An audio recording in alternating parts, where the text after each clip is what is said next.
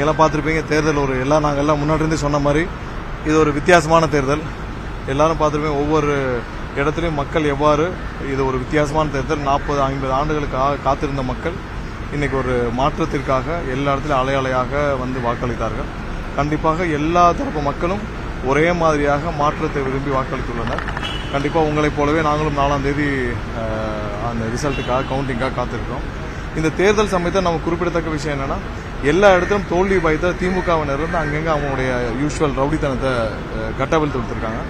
So அதில் பெரும்பாலான முக்கியமாக சொல்லணும்னா, இப்போ சைதாப்பேட்டையில் மாசு தலைமையில் ஒரு ரவுடி கும்பல், ஸ்ரீதர்னு ஒரு ரவுடி கும்பல் வந்து எங்களுடைய கேண்டிடேட்டு அங்கே கூட இருந்தவங்க எல்லாரையும் தாக்கி அவங்க கொடுத்த நாங்கள் கம்ப்ளைண்ட் கொடுத்துருந்தோம். அதுக்கப்புறம் அவங்க கிட்ட இருந்த கவுண்டர் கம்ப்ளைண்ட் வாங்கி போலீஸ் வந்து எங்கள் தரப்பு மேலே எஃப்ஐஆர் போட்டிருக்காங்க. அதே மாதிரி எக்மோர்லையும் பார்த்துருப்பீங்க, எங்களுடைய வட்டச்செயலர் தாக்கப்பட்டார். மதுரையில் சவுத்துலேயும் எங்களுடைய வட்டச்செயலர் வந்து பார்த்திபன் தாக்கப்பட்டார். இந்த மாதிரி பல இடங்களில், பெரும்பாலான இடங்களில் இப்போ இது திருச்சி கிழக்கில் நைட்டு 1 மணி வரைக்கும் கள்ள ஓட்டு பதிவு செய்யப்பட்டதாக குற்றச்சாட்டு இருந்துச்சு. ஸோ எல்லா இடத்துலையும் அதிகாரிகள் துணையோட இப்போ காவல்துறையினர் வந்து இப்போ நான் சொன்னது சைதாப்பேட்டை, அப்புறம் எக்மோர், அப்புறம் மதுரை சவுத்தில், இந்த மாதிரி நிறைய இடத்துல காவல்துறையினர் இன்னமும் வந்து திமுகவுடைய ரவுடிகளுக்கு துணை போய் திமுகவுடைய பழைய அமைச்சர்களுக்கு துணை போயிட்டு இருக்காங்க. நாங்கள் எங்கள் நிர்வாகிகள் கொடுத்த எந்த ஆதாரத்தோடு கொடுத்த எந்த கம்ப்ளைண்ட்டுக்கும் இதுவரை வழக்கு பதிவு செய்யவில்லை. இது கடுமையான கண்டனத்துக்குரியது. அதிகாரிகள் இனியாவது திருந்தி திமுகவிற்கு துணை போவதை விடுத்து கண்டிப்பாக பொதுமக்களுக்கும் அவங்க பார்க்குற வேலைக்கும் ஒரு உண்மையாக இருக்கணும்னு கேட்டுக்கிறோம். வேற ஏதாவது கேள்வி? ஆமாம், பேருந்து வசதிகள் வேண்டுமென்றே வந்து தடை செய்யப்பட்டது. அதற்கு ஒரு சில அதிகாரிகள் திமுகவுடைய, இன்னைக்கு நாங்கள் திரும்ப சொல்றோம், இந்த தேர்தலை நடத்தியதே வந்து அதிகாரிகள் தான். திரு செந்தில்வேல் அவர்கள், டேவிட்சன் ஆசீர்வாதம் அவர்கள், அப்புறம் உமாநாத் ஐஏஎஸ், இது மாதிரியான ஒரு சில அதிகாரிகள் சேர்ந்தா இந்த மொத்த தேர்தலையும் நடத்தினாங்க. திமுக சார்பாக ஸ்டாலினுக்கும் உதயநிதிக்கும் தேர்தல்லாம் என்னன்னே தெரியாது. ஸோ அவங்க 2 பேருக்கும் பின்னணியாக செயல்பட்ட இது போன்ற அதிகாரிகள் தான் இன்னைக்கு வந்து போக்குவரத்தில் இருந்த முக்கிய அதிகாரிகளை வைத்து இன்னைக்கு வந்து பெரும்பாலான இடத்துல பஸ்கள் நிறுத்தப்பட்டிருக்கு. நீங்க எல்லாம் பார்த்துருப்பீங்க. முக்கிய பேருந்துகள்லாம் வந்து திருப்பி விடப்பட்டிருக்கு. பேருந்துகள் எதுவும் ஆப்ரேட்டே பண்ணல. எல்லா இடத்துலையும் அந்த பேருந்துகள் பணிமனை கொண்டு போய் விட்டுட்டு குறைந்தபட்சம் 20 லட்சம் பேராவது வாக்களிக்க விடாமல் இவர்கள் அனைவரையும் ரோட்ல ஒரு நாள் முழுவதும் 12 மணி நேரம் 15 மணி நேரம் வந்து பெண்களும் குழந்தைகளும் வந்து அங்கங்கே பஸ் ஸ்டாண்ட்ல எல்லாம் வந்து உணவு இல்லாமல் தண்ணீர் இல்லாமல் கஷ்டப்பட்டாங்க. இது ஒரு மோசமான செயல். இதில் சம்பந்தப்பட்ட அனைத்து அதிகாரிகளும் கடுமையாக தண்டிக்கப்பட வேண்டும். ஏன்னா தேர்தல் ஆணையம் 1 வாரத்துக்கு முன்னாடி சொல்லியாச்சு, போதுமான பேருந்து வசதிகள் செய்யப்பட வேண்டும். அதையெல்லாம் தெரிஞ்சும் வேண்டுமென்றே வந்து அன்னைக்கு காலதாமதம் செய்து ஒவ்வொருத்தரும் யாரையும் வரவிடாமல் செய்து போதிய பேருந்துகள் ஏற்பாடு செய்யாமல் வந்த பேருந்துகளையும் திருப்பி விட்டு இதில் ஒரு சில அதிகாரிகள் நாங்கள் ஏற்கனவே தேர்தல் ஆணையத்தில் கம்ப்ளைண்ட் கொடுத்துருக்கோம். இதை பின்னாடி இருந்து ஆப்ரேட் பண்ண அதிகாரிகள் நாங்கள் இப்போ சொன்ன அதிகாரிகள் யார், திரு டேவிட்சன், செந்தில்வேல் அவர்கள், அப்புறம் வந்து உமாநாத் போன்ற ஐஏஎஸ் அதிகாரிகள், இவங்க எல்லாம் வந்து இன்னும் வந்து ஏதோ கட்சிக்காரங்க திமுகவுடைய கொள்கை பரப்பு செயலாளர் மாதிரி ஏதோ திமுக செய்கிற அனைத்து தவறுகளுக்கும் துணை போய் இவங்க எல்லாம் உடனே செயல்பட்டு இருக்காங்க. இவர்கள் அனைவரும் தண்டிக்கப்பட வேண்டும். கண்டிப்பாக ஒரு பெரிய மாற்றம் வரும். மக்கள் எதை நோக்கி 40 வருஷமாக மக்களை ஏமாற்றிய ஒரு கும்பலிடமிருந்து விடுதலை கிடைக்க வேண்டும் என்று இன்னைக்கு ஒவ்வொரு இடத்துலையும் மக்கள் வாக்களிச்சிருக்காங்க. அவர்கள் எதிர்பார்த்த விடுதலை கண்டிப்பாக 4ஆம் தேதி கிடைக்கும்.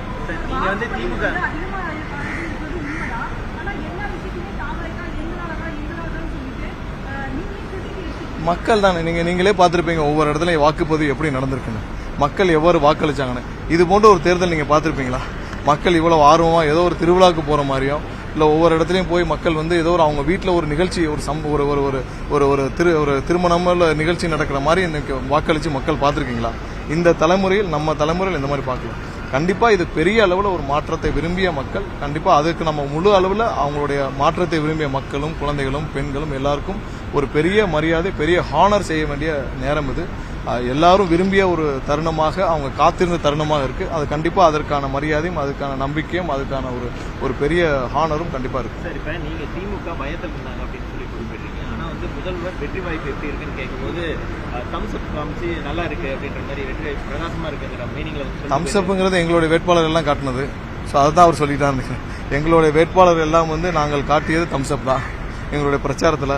அதுதான் அவரு சொல்லியிருக்கிறாரு. அவருக்கு சொல்லியிருப்பாங்க இந்த மாதிரி தம்ஸ் அப் தான் காட்டினவங்க எல்லாம் ஜெயிக்கிறாங்கன்னு. அதுதான் அவர் சொல்லியிருப்பார் போல இருக்கு. அதாவது இன்னைக்கு பார்த்தீங்கன்னா சொல்லிட்டு கொடைக்கானல் கிளம்பிட்டான்னு நினைக்கிறேன். அந்த குடும்பம் பார்த்த பெரிய வேலையை 5 வருஷத்துக்கு ஒரு தடவை அந்த குடும்பம், அதாவது கோபால குடும்பம், திரு ஸ்டாலினும் அவருடைய குடும்பமும் பார்க்குற பெரிய வேலையை வந்து தேர்தல் பிரச்சாரம் தான். அதை தாண்டி அவங்க எந்த வேலையும் பார்க்கறது இல்லை. 5 வருஷத்துக்கு ஒரு தடவை ஒரு 25 நாள் வந்து தேர்தல் பிரச்சாரம் பண்ணுறது தான் அந்த குடும்பத்திற்கு பார்க்குற பெரிய வேலையை.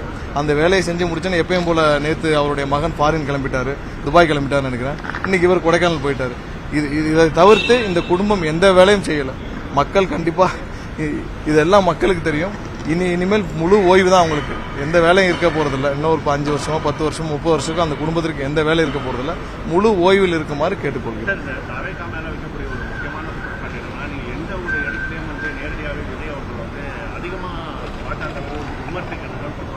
அதே போல தற்போது இணையத்தில் வெளியான ஜனநாயகம் திரைப்படத்தில் சிறுபான்மையினருக்கு எதிரான அதெல்லாம் ரொம்ப பொய்யான பிரச்சாரங்க. சிறுபான்மைக்கு அதிகமான காட்சிகள் வந்து அது வந்து வைக்கப்பட்டதாக ஒரு இப்போயே தெரியல உங்களுக்கு அதோட உள்நோக்கம் என்னன்னு. எந்த உள்நோக்கத்தோட இந்த படம் பின்னணியில எப்படி வெளியாயிருக்கு என்னன்னு 100% சிறுபான்மை மக்கள் அனைவருக்கும் தெரியும். 100% எங்களுடைய தலைவர் எந்த தரப்புக்கும் எதற்கு எதிராகவும் இருக்க மாட்டாங்க. அது சிறுபான்மை மக்கள் அனைவருக்கும் தெரியும். இது பொய்யான பரப்புரை ஆரம்பத்திலிருந்து செஞ்சுட்டு இருக்காங்க. இன்னொன்னு பாரதிய ஜனதா கட்சிக்கு பேர்ல பேசினா 100 தடவை சொல்லியாச்சு. பாரதிய ஜனதா கட்சி தமிழ்நாட்டில் 1% 2% ஒரு நம்ம இப்போ ஃபேஸ் பண்றது அசம்பிளி எலெக்ஷன். தமிழ்நாடுடைய அசம்பிளி எலெக்ஷன் மக்களே 1% 2% இருக்கு. பாரதிய ஜனதா பற்றி நீங்க பேசி என்ன பிரயோஜனம்?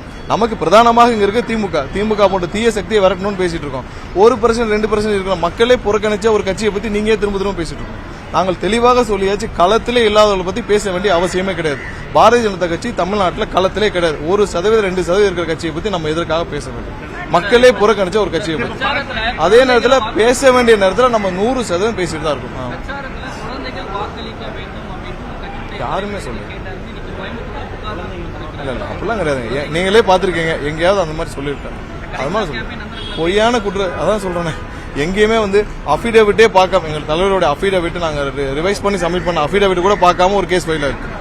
இந்த ஏற்கனவே இந்த கரூர் டைம்ல ஒரு பொய்யான ஒரு வழக்கு பதிவு செய்து அதுக்கு போய் சுப்ரீம் கோர்ட்ல கூட்டு வாங்கினாங்களே, அந்த மாதிரி திமுக தோல்வி பயத்தில் அவசரப்பட்டு இந்த மாதிரி சிறு பிள்ளைகள்லாம் நிறைய பேர் அனுப்பிச்சு விட்டு வேலை பார்த்துட்டு இருக்காங்க. அதெல்லாம் நாங்கள் ராகுல் காந்தி வந்து தற்போது ராகுல் காந்தி வந்து முதல்வருக்கோட சேர்ந்து இல்ல அவங்க கூட்டணி சம்பந்தப்பட்ட விஷயங்கள். ஆனால் நான் முதலிருந்தே பார்ப்பது 2006 பார்ப்பது என்னன்னா, திரு ராகுல் அவர்கள் வந்து அவருடைய தந்தை மரணத்தில் சம்பந்தப்பட்டு இருக்கும் திமுகவோ இல்ல திரு கருணாநிதி அவர்களோடவோ எந்த உறவும் வைத்துக்கொள்ள அவர் விரும்பவில்லை. முதல் நாங்கள் வந்து 2006 பார்த்திருக்கோம். அவர் என்னைக்குமே வந்து அப்போ அவங்க சென்ட்ரல் கவர்மெண்ட்ல அவங்க ஆட்சியில் இருந்த காலத்தில் கூட திரு கருணாநிதி அவர் முதல்வராக இருக்கப்போ கூட திரு ராகுல் பல தடவை சென்னை வந்திருக்காரு. அவர் கருணாநிதியை சந்திக்கவே கிடையாது. அவர் என்னைக்குமே வந்து திமுக மேல அவருக்கு நம்பிக்கையே கிடையாது. ஏதோ அந்த நம்பர் அரித்மெட்டிக்காக அது ஓடிட்டு இருந்தது. மற்றபடி அவங்க கூட்டணி விவகாரத்தை பேசுறதுக்கு நமக்கு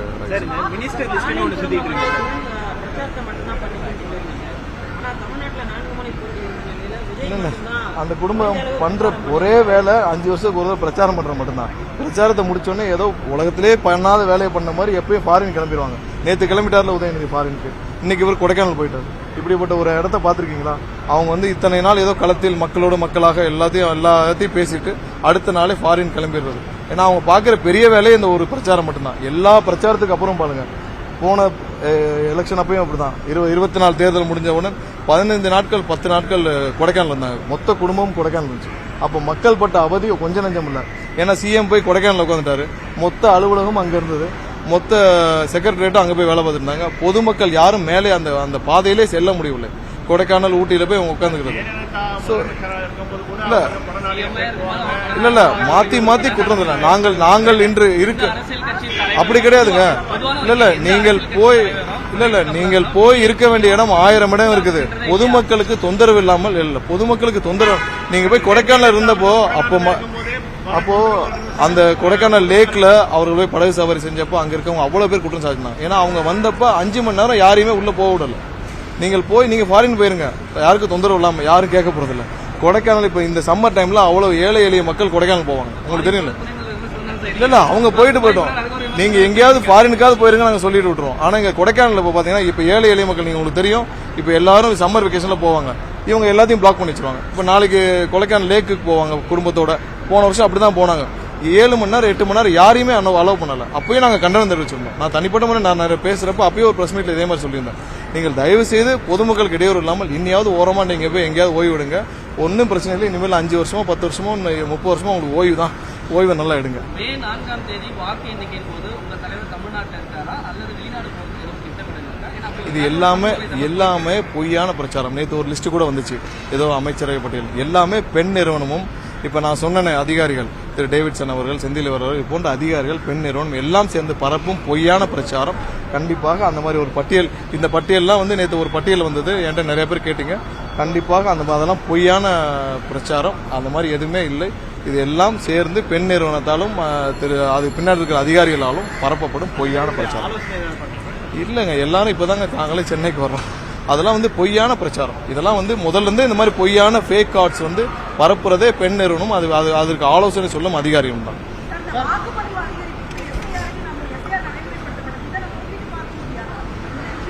இல்ல நீங்க ஓட்டிங் இப்ப நான் ஒரு சில பூத்துகள் வச்சு நீங்க கம்பேர் பண்ணீங்கன்னா, லாஸ்ட் டைம் ஒரு பூத்துல எவ்வளவு ஓட்டிங் ஆயிருக்கு, இந்த டைம் எவ்வளவு இன்க்ரீஸ் ஆயிருக்கு பாருங்க. இது வரைக்கும் ட்ரெடிஷனலா, அதாவது ஒரு பூத்துல 10,000 ஓட்டு இருக்கு, இது வரைக்கும் ட்ரெடிஷனலா ஒரு 6,000 ஓட்டு கூட பதிவாகாத இடத்துல இன்னைக்கு 9,000, 92%, 95% பதிவாயிருக்கு. அதெல்லாம் நாங்க வந்து ஒவ்வொரு கான்ஸ்டிட்யூன்சிலும் பாக்குறோம். இது ஒரு பெரிய வித்தியாசமான அனுபவம். இன்னொன்னு என்னன்னா, 11 to 12 o'clock வரைக்கும் ஹையஸ்ட் போலிங் வந்து பார்க்க முடிஞ்சது. ஸோ நிறைய ஆர்வமான மக்கள், நிறைய பேர் அவங்களுடைய ஒரு ட்ரெஸ் கோடே மெயின்டைன் பண்ணாங்க. அது எப்படி அவங்களாவே மெயின்டைன் பண்ணாங்கன்னு தெரியல, ஒரு அலையாக ஒரு ட்ரெஸ் கோடோட வந்தாங்க.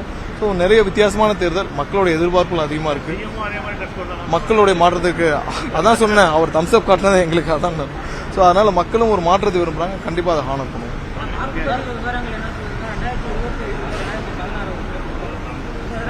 இல்ல 4ஆம் தேதி ரிசல்ட்டை பார்ப்போம்.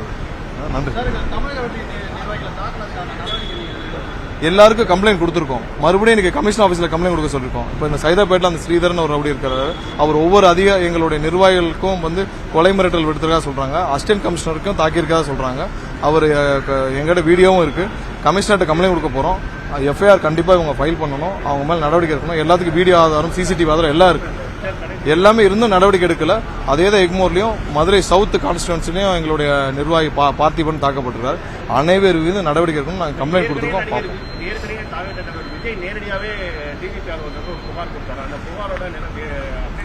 அதான் சொன்னேன், இங்க இருக்கிற அதிகாரிகள் அனைவரும் நாங்கள் மாற்ற வேண்டும் எப்படி கேட்டோமோ பெரும்பாலும் மாற்றப்பட்டாங்க.